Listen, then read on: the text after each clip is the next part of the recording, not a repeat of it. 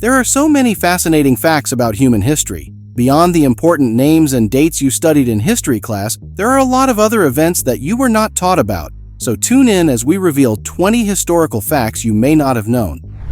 Number 20. There has always been nudity at the Olympics. The 8th century saw its inception. Athletes competed nude to pay respect to the Greek god Zeus. Their goal was to intimidate their opponents by flaunting their powerful physique and physical prowess. The way that Greek heroes were portrayed in sculptures and paintings served as an inspiration for the athletes. The artworks gave them even more motivation to train harder and eventually succeed in their event. Anybody who won an Olympic medal was revered as a god by the ancient Greeks. Orsippus, a runner from Megara, is said to have been the first competitor to compete in full nakedness. It was rumored that he became more humorous after his loincloth inadvertently fell off during a foot race. Number 19. Albert Einstein was once offered the presidency of Israel. Famous Jewish scientist Albert Einstein is well known for his contributions to theoretical physics, but not everyone is aware of his potential for success in politics. When Israel's first president, Chaim Weizmann, passed away in 1952, Prime Minister David Ben-Gurion's administration extended an invitation to Einstein to take over as president. History indicates that the position was more of an honor than one of authority and power. The thought to honor him was motivated by a straightforward rationale. Einstein was a steadfast supporter of the State of Israel throughout his life. You would think he would be happy to accept the invitation. Sadly, Einstein turned down the offer right away due to his advanced age and lack of suitable experience. In actuality, he declined to have an official meeting with Israeli embassy representatives. While serving as president, Einstein would be permitted to carry out scientific research, but he would need to move to Israel. Later that year, Zionist leader Itzhak Ben-Zvi took over the position since Einstein had turned down the offer. Number 18. Women were once banned from smoking in public. The Sullivan Ordinance, enacted on January 21, 1908, forbade women from smoking in public places in New York City. The edict was not taken seriously by many women until 2 weeks later when Mayor George McClellan vetoed it. However, the edict placed responsibility for any woman seen smoking on the business owner's property rather than on the woman who committed the act. It was stated that the only person known to have ever broken the ordinance was one woman, Katie Mulcahy. She was requested to pay a fine of $1.05, even though there were no specific actions taken against her. However, she was arrested when she refused to pay. You would think the ordinance's foundation was thin, but a woman who smoked a cigarette was viewed as dangerously sexual, immoral, and untrustworthy back then. That seems strange, doesn't it? However, men were allowed to smoke whenever and wherever they pleased. The government's attempt to outlaw smoking for women alone reveals a lot about how society viewed women. Number 17. Forks were considered a sacrilege. Did you know that there once was a belief that the forks you frequently use at meals were sacrilegious? Put differently, you committed a great abomination by using them. When forks were originally introduced in Italy in the 11th century, they were regarded as sacrilegious because they were artificial hands. God gave us fingers, which are inherently forked. Although forks have been around for a while, their widespread use as kitchen utensils didn't begin until the Middle Ages. When a Byzantine princess scandalized the court in the 11th century by bringing forks to her new husband's Venetian household, the use of forks was condemned as heretical. At a time when most Europeans were still using knives and their fingers to eat, she brought a golden fork. The act of replacing artificial forks with natural ones, that is, fingers, would be witnessed by the local clergy. The English did not start to accept the use of forks until the early 1700s. At first, two-pronged forks were in use. The addition of the third and fourth prongs required an additional century. Forks eventually gained greater social significance. Some societies would not mind if they were used, while others would make fun of those who did. Number 16. The Titanic's owners never said the ship was unsinkable. If you watched the venerable 1997 movie directed by James Cameron, you would probably think that the Titanic's owners had given up on the possibility that the ship would sink. However, that is untrue. Before she sank, the ship was deemed virtually unsinkable by some trade publications. Several survivors even asserted that they thought the ship was unsinkable, which is why they chose to participate in the inaugural voyage. This is the myth's real story. The ship's unsinkability was not claimed by shipbuilders Harland and Wolff. It was actually a White Star Line promotional item emphasizing how safe the Olympics and Titanic were. It claimed that these two amazing vessels are intended to be unsinkable to the greatest extent possible. The idea that science held the solution to every human predicament then began to gain traction. But the Titanic sinking has caused a decline in public trust in science. Number 15. The first face on the $1 bill was not George Washington. The image of the first president that appears on the $1 USD paper dollar is most likely the first thing that comes to mind when you hear the name George Washington. Maybe you should have tried to figure out how he got on the note. The American government was forced to print new money during the Civil War, in addition to the vast amounts of paper money that had already been in use. To finance its war effort was the aim. It produced the first official paper money during this period. The official $1 bill, which was designed in 1862, was one of the bills created at the time.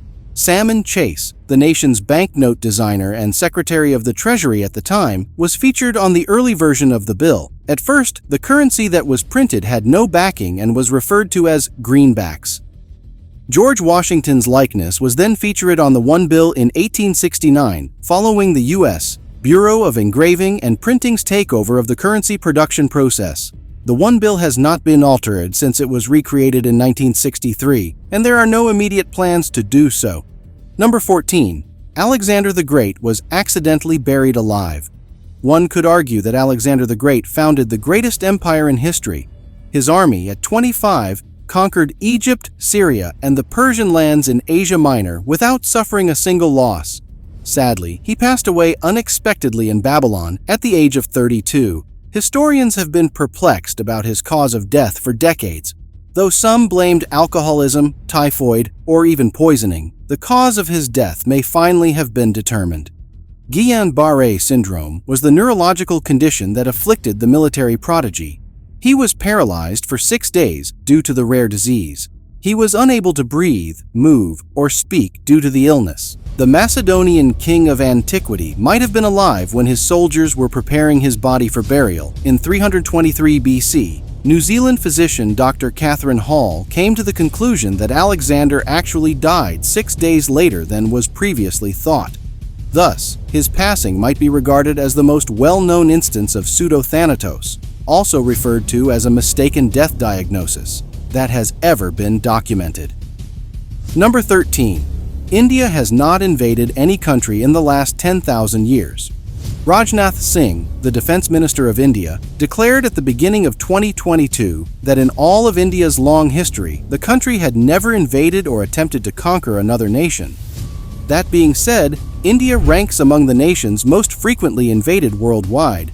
However, why did the country decide against occupying other countries? Let's delve a little into the past. India became an independent nation in 1947.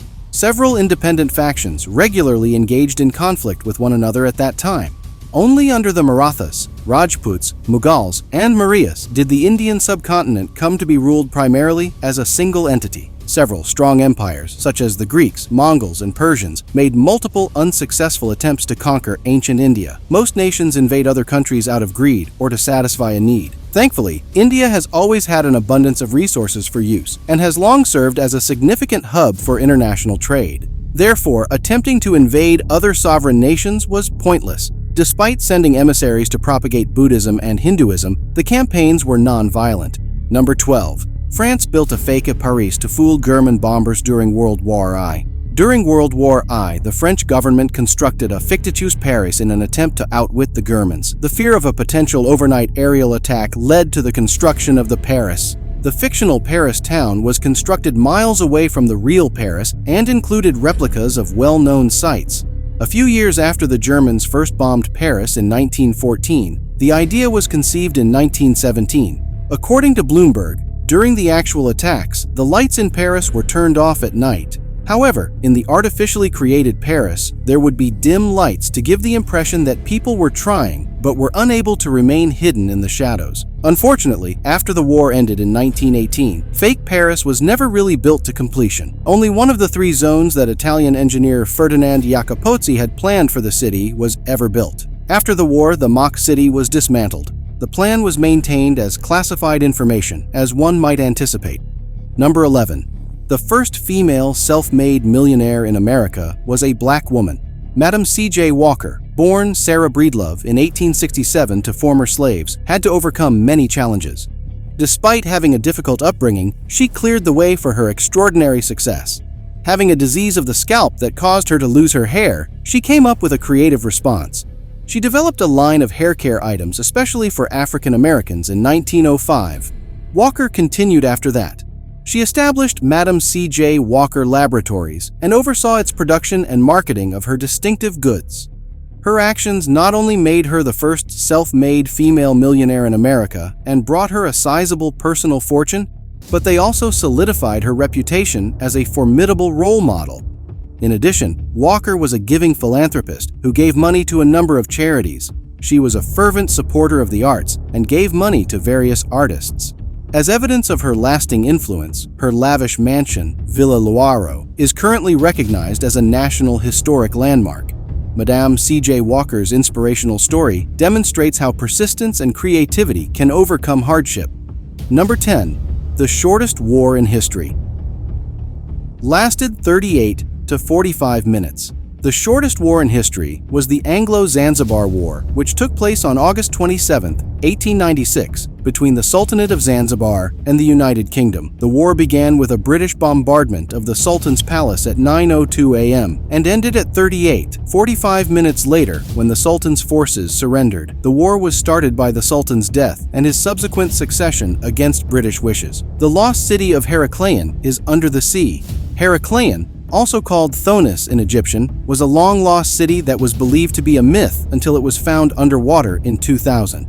Ancient texts describe Heraklion as the hiding place of Helen of Troy and her lover Paris prior to the commencement of the Trojan War. The Greek hero Heracles arrived there as well, giving the city its Greek name.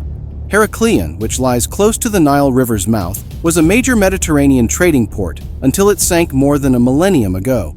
Sea level rise, land subsidence, and a significant earthquake or tsunami are believed to have contributed to the city's demise.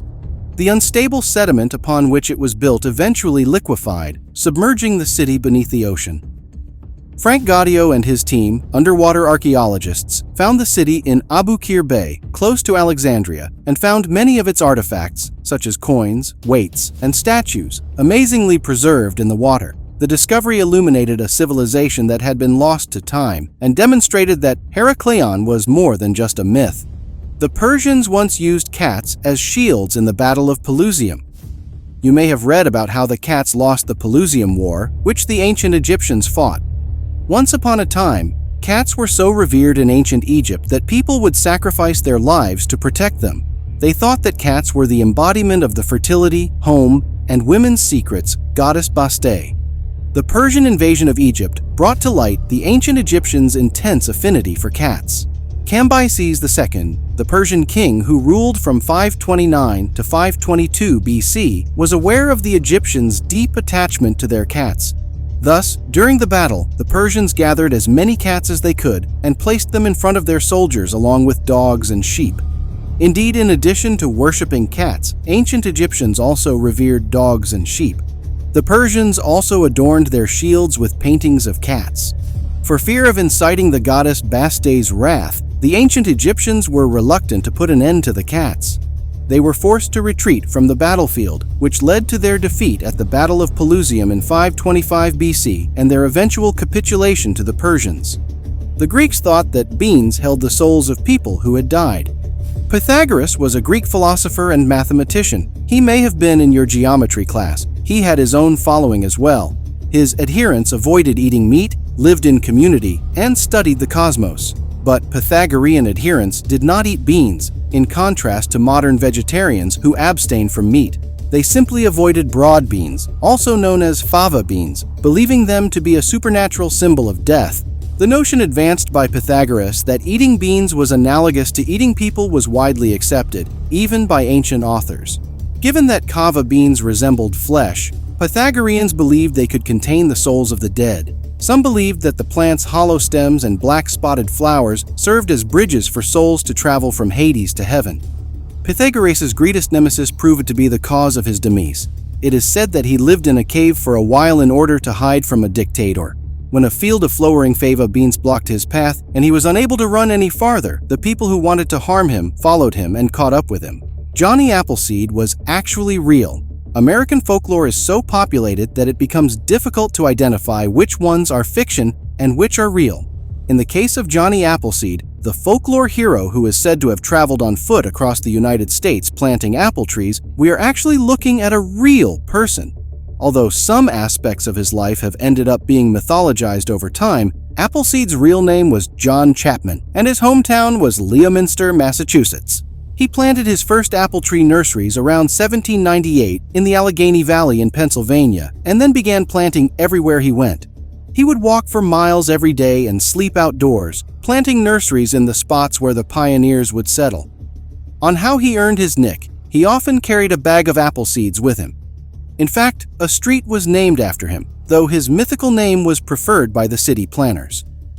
There were female gladiators in ancient Rome.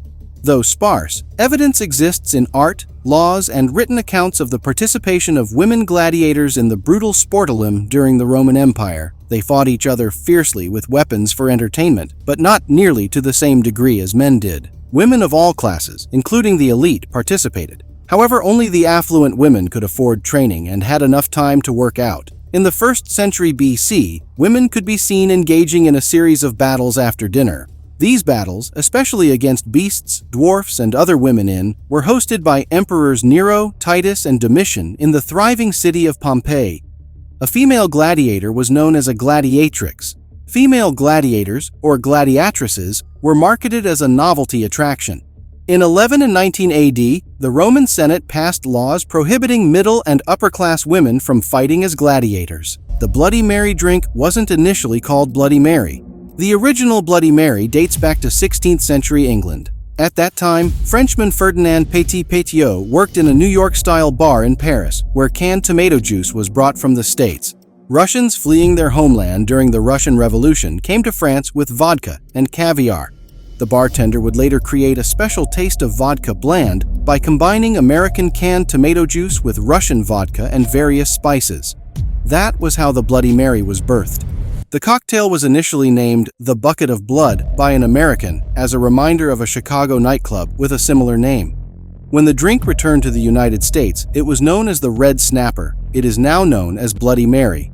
Although there's no definite answer as to how the cocktail became known as Bloody Mary, there's no denying that it remains one of the most popular cocktails today. London was sold for a needle. The sale of London Bridge to an American oil tycoon in 1968 is a story that has become legendary. A common myth is that Robert P. McCulloch, the buyer, thought he was purchasing the iconic Tower Bridge, but that's just a rumor. What's certain is that he bought the London Bridge for nearly $2.5 million and moved it to Lake Havasu City, Arizona, where it still stands today. The rumor gained popularity because people couldn't believe that someone would buy a simple bridge, dismantle it, and move it thousands of miles away. However, the bridge was not doing well in London due to increased traffic load that it was not designed for, and it needed to be replaced. The selling of the bridge and its removal to Arizona has made it an interesting tourist attraction and an amazing piece of history. Russia ran out of vodka, celebrating the end of World War II. On May 9, 1945, the news that Nazi Germany had surrendered threw the citizens of the Soviet Union into wild jubilation that even non-drinkers began to drink. On what necessitated the jubilation, the act of surrendering indicated the end of the Great Patriotic War, which cost the state the loss of more than 26 million people. Approximately 22 hours after the start of celebration of the victory, Joseph Stalin addressed the nation. However, at that time, the population had consumed all the vodka reserves in the country, an unusual activity. The whole nation fell into a hangover, which was considered a price for the liberation of Europe from the dominance of Nazi Germany. It is important to note that there was a shortage of vodka in the Soviet Union during wartime. Rather than utilize starch and grain to produce alcohol, they were used to produce food and supply the army.